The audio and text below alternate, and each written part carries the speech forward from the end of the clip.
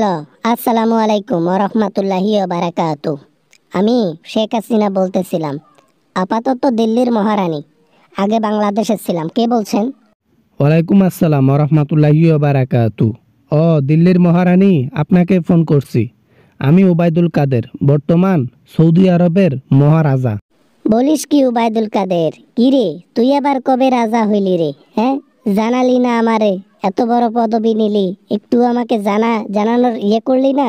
আরে হাসিনা আপা, আপনি যেমন মিথ্যা কথা বললেন দিল্লির রানী বলে, আমিও আপনার কথার তালে তালে তাল মিলিয়ে বললাম সৌদি আরবের রাজপুত্র, মানে রাজা বলতেছিলাম আর কি।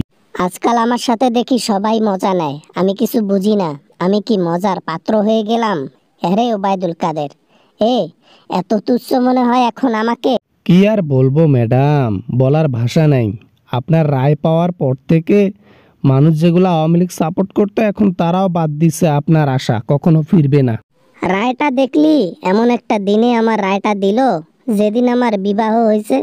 ওই দিনে দেখ, বিবাহ বার্ষিকীর দিনে আমার রায়টা দিয়ে দিল। কেমনটা লাগে কত? আপনাকে একেবারে তুচ্ছ করে ফেলছে ম্যাডাম, তুচ্ছ করে ফেলছে। যাই হোক, আমি যা বলতে ফোন করছি আর কি।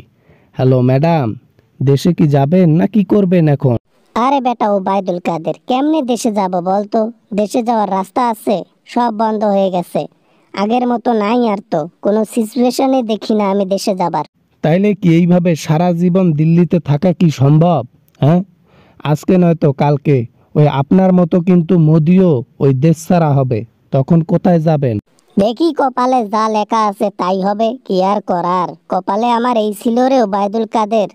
জনগণের জন্য কত কি করলাম, শেষে জনগণ এই কাজ করলো।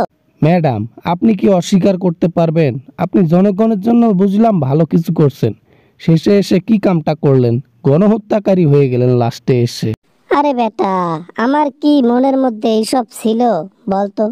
আমি মনে মনে জানতাম যে দুই একটা গুলি মারলে রাস্তাঘাট ফাঁকা হবে। কে জানতো বাসটা এবার আমি খাবো।